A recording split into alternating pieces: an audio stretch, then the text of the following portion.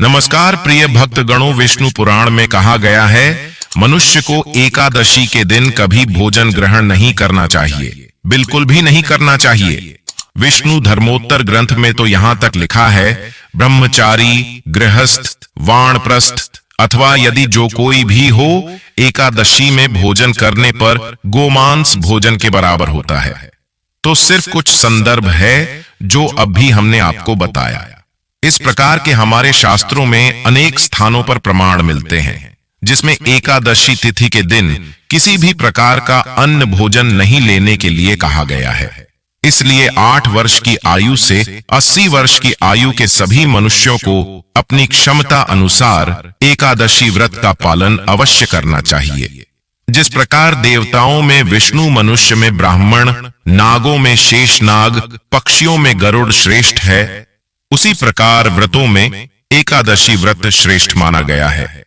प्रिय भक्तगणों, माघ माह की कृष्ण पक्ष की एकादशी तिथि को मनाया जाने वाला षटतिला एकादशी व्रत के नाम से जाना जाता है। तो प्रिय भक्तगणों, आज की इस वीडियो में हम माघ मास की षटतिला एकादशी के बारे में बात करेंगे।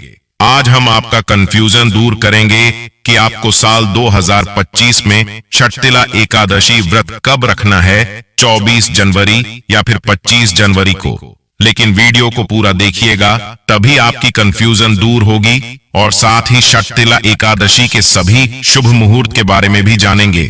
आइए शुरू करते हैं। आइए जानते हैं कब है षटतिला एकादशी। प्रिय भक्तगणों, षटतिला एकादशी व्रत की तारीख जानने से पहले जान लेते हैं कि एकादशी की पूजा कैसे करें। क्या है षटतिला एकादशी का महत्व? वीडियो में बने रहे, आपको इस वीडियो में संपूर्ण जानकारी दी जाएगी। आइए जानते हैं कि षटतिला एकादशी इतनी खास क्यों होती है।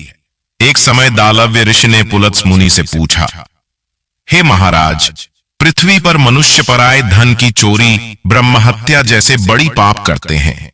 इतना ही नहीं, दूसरे को आगे बढ़ता देखकर ईर्ष्या करते हैं। इसके बाद भी उन्हें नरक प्राप्त नहीं होता। आखिर इसका कारण क्या है? यह लोग ऐसा कौन सा दान और पुण्य का कार्य करते हैं जिससे उनका पाप नष्ट हो जाता है? जरा इसके बारे में विस्तार से बताइए। दालव्य ऋषि के पूछने पर पुलत्स मुनि कहने लगी, हे महाभाव, आपने मुझसे बहुत गंभीर और महत्वपूर्ण प्रश्न पूछा है। इस प्रश्न से संसार के जीवों का लाभ होगा। इस राज्य को तो ब्रह्मा, विष्णु, महेश और इंसान भी नहीं जानते हैं, लेकिन मैं आपको यह गुप्त भेद जरूर बताऊंगा। उन्होंने कहा कि माघ मास जैसे ही लगता है तो मनुष्य को आज स्नान आदि करके शुद्ध रहना चाहिए। अपनी इंद्रियों को वश में करके काम, क्रोध, लोभ, मोह, अहंकार, ईर्ष्या और द्वेष आदि का त्याग कर भगवान का स्मरण करना चाहिए। पुष्य नक्षत्र में गोबर, कपास, तिल मिलाकर उनके कंडे बनाने चाहिए। इसके बाद उन कारणों से 108 बार हवन करना चाहिए। इस दिन अच्छे पुण्य देने वाले नियमों का पालन करना चाहिए। एकादशी के अगले दिन भगवान को पूजा करने के बाद खिचड़ी का भोग लगाएं। षटतिला एकादशी व्रत का बड़ा ही महत्व है। माघ माह को भगवान श्री हरि विष्णु का सबसे प्रिय महीना बताया गया है। इसी महीने में एकादशी व्रत का पालन किया जाता है। इस दिन जो भी उपासक भगवान विष्णु की सच्चे मन से उपासना करता है, उसे मनोवांछित फल की प्राप्ति होती है। इस दिन दान पुण्य करने का भी विशेष महत्व है। इस शुभ दिन पर अगर आप तिल का दान करते हैं तो इसे अत्यंत लाभकारी बताया गया है। पद्म पुराण के अनुसार इस पवित्र दिन पर अगर आप तिल से ही स्नान, पिंडदान, तर्पण विधि विधान से करते हैं तो इसका आपको अच्छा लाभ मिलता है। इस दिन तिल को आप अपनी दिनचर्या में शामिल करें। जहां तक हो सके हर कार्य में तिल का इस्तेमाल करें। तिल के प्रयोग के कारण ही इसे षटतिला एकादशी कहा जाता है। इस एकादशी को पुण्य कार्य और ईश्वर के प्रति समर्पित होने का सबसे महत्वपूर्ण दिन माना जाता है। षटतिला एकादशी पर तिल का महत्व, षटतिला एकादशी का नाम ही तिल शब्द से जुड़ा हुआ है। षटतिला एकादशी पर तिल का महत्व सर्वव्यापक है और हिंदू धर्म में भी तिल को बहुत पवित्र माना गया है। कोई भी पूजा तिल के बिना अधूरी होती है। षटतिला एकादशी पर तिल का 6 प्रकार से उपयोग किया जाता है। पहला तिल के जल से स्नान करें, दूसरा पीसे हुए तिल का उपटन करें, तीसरा तिलों का हवन करें, चौथा तिल मिला हुआ जल पिए, पांचवा तिलों का दान करें, छठवां तिलों की मिठाई और व्यंजन बनाएं। षटतिला एकादशी व्रत की तारीख जानने से पहले जान लेते हैं कि एकादशी की पूजा कैसे करें। आइए जान लेते हैं षटतिला एकादशी की पूजा विधि के बारे में। इस व्रत के नियम दशमी तिथि की रात से शुरू हो जाते हैं। दशमी को सूर्यास्त के बाद भोजन ग्रहण ना करें और रात में सोने से पहले भगवान विष्णु का ध्यान जरूर करिए। षटतिला एकादशी के व्रत को नारद पुराण में भी दर्शाया गया है। इसके अनुसार षटतिला एकादशी के दिन सुबह जल्दी उठकर नित्य कर्म से निवृत्त होकर जल में डालकर स्नान करिए। इसके बाद भगवान श्री हरि विष्णु का ध्यान कर व्रत का संकल्प लीजिए। इसके बाद विष्णु जी की मूर्ति या तस्वीर को चौकी पर स्थापित करें। तस्वीर की स्थापना करने के बाद गंगा जल में तिल मिलाकर मूर्ति और उसके चारों तरफ जल के छींटे दीजिए और पंचामृत से स्नान कराएं। ध्यान रहे कि पंचामृत में भी तिल के बीज निश्चित होने चाहिए। इसके बाद घट स्थापन करें। घट स्थापन के बाद देसी घी का दीपक जलाएं और फूल अर्पित करें। इसके बाद भगवान विष्णु की धूप और दीप से आरती उतारें और विष्णु सहस्त्र नाम का जप करें। षटतिला एकादशी के इस पवित्र दिन पर भगवान श्री हरि विष्णु को तिल का भोग लगाएं। साथ ही तिल का दान करना भी अत्यंत लाभकारी होता है। ऐसा माना जाता है कि इस दिन आप जितने तिल का दान करते हैं, आपको उतने ही दिन स्वर्ग में रहने का अवसर प्राप्त होता है। पारण के समय कुछ विशेष बातों का ध्यान रखना चाहिए। षटतिला एकादशी व्रत को समाप्त करने के बाद भोजन करने की विधि को पारण कहा जाता है। ध्यान रहे कि द्वादशी तिथि समाप्त होने से पहले पारण करना अति आवश्यक है। द्वादशी तिथि के भीतर पारण ना करना पाप करने के समान होता है। व्रती को व्रत तोड़ने से पहले हरिवासर समाप्त होने की प्रतीक्षा करनी चाहिए। हरिवासर द्वादशी तिथि की पहली 1/4 अवधि को कहा जाता है। व्रत तोड़ने के लिए सबसे उपयुक्त समय प्रातः काल यानी सुबह का होता है। व्रत करने वाले उपासकों को मध्याह्न के दौरान व्रत तोड़ने से बचना चाहिए। कुछ कारणों की वजह से अगर कोई प्रातः काल पारण करने में सक्षम नहीं है तो उसे मध्याह्न के बाद पारण ही करना चाहिए। कभी कभी एकादशी व्रत लगातार 2 दिनों का हो जाता है। ऐसी स्थिति में गृहस्थ परिवारजनों को पहले दिन एकादशी व्रत करना चाहिए। दूसरे दिन वाली एकादशी को दूजी एकादशी कहते हैं। इस दिन सन्यासियों, विधवाओं और मोक्ष प्राप्ति के इच्छुक श्रद्धालुओं को दूजी एकादशी के दिन व्रत करना चाहिए। जब जब एकादशी व्रत 2 दिन होता है तब तब दूजी एकादशी और वैष्णवी एकादशी एक ही दिन होती है। भगवान विष्णु का प्यार और स्नेह के इच्छुक भक्तों को दोनों ही दिन एकादशी व्रत करने की सलाह दी जाती है। प्रिय भक्त गणों, चलिए अब जान लेते हैं कि षटतिला एकादशी व्रत कब रखा जाएगा। लेकिन उससे पहले अभी तक आपने वीडियो को लाइक नहीं किया तो वीडियो को लाइक करके चैनल को सब्सक्राइब अवश्य कर लें और हाँ, पास वाले बेल आइकन का बटन दबाना बिल्कुल भी ना भूलें। तो आइए जानते हैं षटतिला एकादशी व्रत के शुभ मुहूर्त के बारे में। चलिए आपको बताते हैं इस बार षटतिला एकादशी का व्रत कब रखा जाएगा, एकादशी और द्वादशी तिथि कब से कब तक रहेगी और व्रत पारण का यानी व्रत खोलने का शुभ मुहूर्त कब से कब तक रहेगा। इस बार एकादशी तिथि प्रारंभ होगी 24 जनवरी शुक्रवार को शाम 7:26 से और एकादशी तिथि समाप्त होगी 25 जनवरी शनिवार को रात 8:31 पर। इसलिए इस बार केवल 25 जनवरी दिन शनिवार को ही षटतिला एकादशी का व्रत रहेगा। एक दिन पहले यानी शुक्रवार को दशमी तिथि के नियमों का पालन किया जाएगा।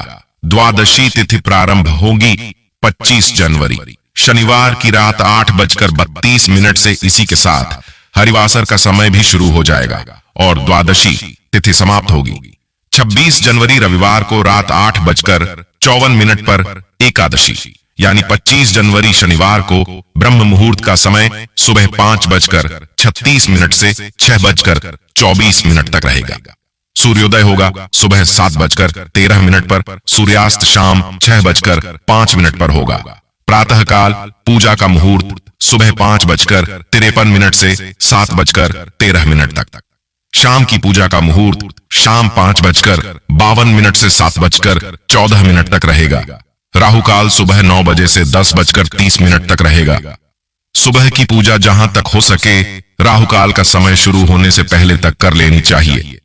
द्वादशी तिथि यानी 26 जनवरी रविवार को सूर्योदय होगा सुबह 7:12 पर, सूर्यास्त शाम 6:06 पर, ब्रह्म मुहूर्त सुबह 5:36 से 6:24 तक।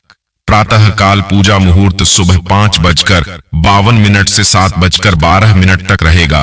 अभिजीत मुहूर्त दोपहर 12:17 से 1:01 तक रहेगा। राहु काल शाम 4:30 से 6 बजे तक रहेगा। हरिवासर का समय समाप्त होगा 26 जनवरी रविवार को सुबह 2 बजे तक, यानी कि शनिवार की मध्य रात्रि का यह समय रहेगा। तो आप रविवार को शुभ मुहूर्त में व्रत का पारण करेंगे और व्रत पारण मुहूर्त रहेगा 26 जनवरी रविवार को सुबह 7:12 से लेकर 9:05 तक। व्रत हमेशा शुभ मुहूर्त में ही खोलना चाहिए। किसी कारण से सुबह आप व्रत ना खोल पाए तो ऐसे में दोपहर 1 बजे से 3 बजे के बीच में भी आप एकादशी का व्रत खोल सकते हैं। अगर व्रत का पारण शुभ मुहूर्त में नहीं किया जाता है तो व्रत अधूरा रहता है। तो शुभ मुहूर्त में ही एकादशी का उपवास खोलना चाहिए। भगवान को आप जब भी भोग लगाते हैं उसमें तुलसी जी की पत्तियां अवश्य ही रखें। व्रत रखने वाले भक्तों को एकादशी के दिन तिलों का सेवन नहीं करना चाहिए, लेकिन द्वादशी तिथि को आप तिल से बने हुए मिठाइयां व्यंजन भगवान को अर्पित करके या फिर तुलसी पत्र से अपना व्रत खोल सकते हैं। उन्हीं को प्रसाद रूप में ग्रहण कर सकते हैं। प्रिय भक्त गणों, द्वादशी तिथि वाले दिन यदि कोई और व्रत पड़ जाए तो ऐसे में जो भक्त एकादशी के साथ साथ कोई और व्रत रखते हैं उन्हें द्वादशी तिथि की सुबह व्रत खोलते समय केवल फलों का ही सेवन करना चाहिए। नमक का सेवन नहीं करना चाहिए और उसके बाद आप एकादशी व्रत का पारण करते ही दूसरे के नियमों का पालन भी कर सकते हैं। दोनों ही व्रत आप एक साथ रख सकते हैं। द्वादशी तिथि को भी तामसिक भोजन नहीं करना चाहिए। लहसुन प्याज का सेवन नहीं करना चाहिए। एकादशी के दिन चावल से बनी हुई वस्तुओं का पूरी तरह से त्याग किया जाता है। लड्डू गोपाल जी यदि आपके घर में है तो उन्हें भी आप चावल या चावल से बनी किसी भी वस्तु का भोग न लगाएं।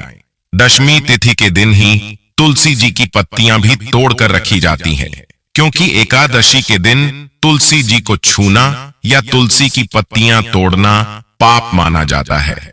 दोस्तों, लिए अब जानते हैं एकादशी व्रत के दिन आपको क्या नहीं खाना चाहिए। दोस्तों, आपको बता दें कि एकादशी का व्रत वैसे तो निर्जल रखना चाहिए, लेकिन बहुत से लोग निर्जल व्रत रखने में असमर्थ होते हैं, तो ऐसे में वह फलाहारी व्रत या जलीय व्रत भी रख सकते हैं। इसमें कोई भी मनाही नहीं होती और एकादशी के व्रत की शुरुआत एकादशी के दिन सूर्योदय से लेकर अगले दिन यानी द्वादशी के दिन सूर्योदय तक किया जाता है। तो यदि आप निर्जल व्रत कर रहे हैं तो आप एकादशी के दिन सूर्योदय से पहले तक जल ग्रहण कर सकते हैं, लेकिन उसके बाद आपको एक बूंद भी जल ग्रहण नहीं करना चाहिए। और यदि आप फलाहार व्रत कर रहे हैं तो आप जल और फल ग्रहण कर सकते हैं। दोस्तों, अभी तक आपने वीडियो को लाइक नहीं किया तो वीडियो को लाइक करके हिंदू रिलीजियस टेल्स चैनल को सब्सक्राइब अवश्य कर दीजिए।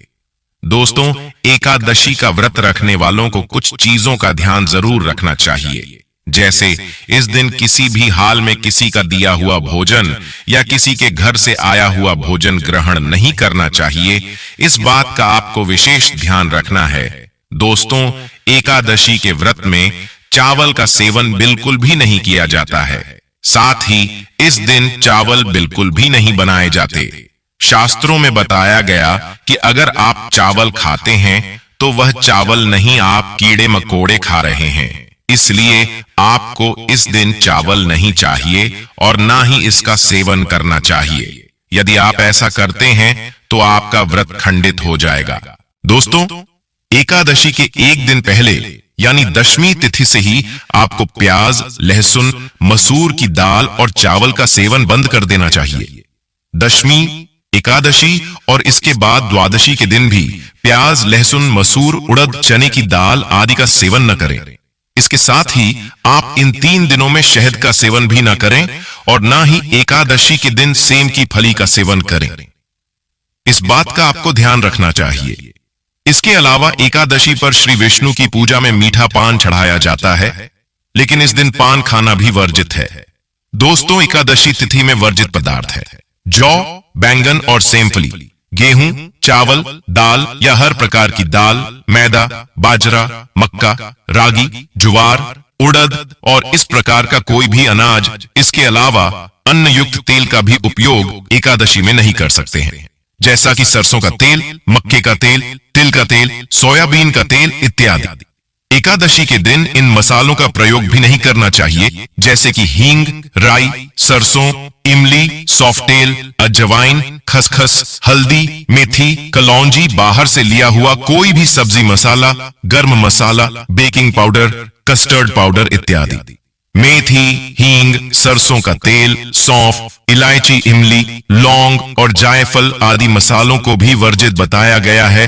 तो दोस्तों, हमने अभी आपको कुछ ही चीज बताई है जो कि आपको एकादशी व्रत में नहीं खानी चाहिए, क्योंकि दोस्तों वीडियो बहुत लंबी हो जाएगी, इसलिए हमने इस पर एक अलग से वीडियो बनाई हुई है कि आपको एकादशी व्रत में क्या खाना चाहिए और क्या नहीं खाना चाहिए। और हमने उस वीडियो में एकादशी पर खाए जाने वाले कुछ रेसिपी भी शेयर की है, तो आप हमारे चैनल पर जाकर उसे वीडियो को देख सकते हैं। और मैंने ऊपर आई बटन में भी उसे वीडियो का लिंक शेयर किया है, तो उसे लिंक पर क्लिक करके भी आप वीडियो देख सकते हैं।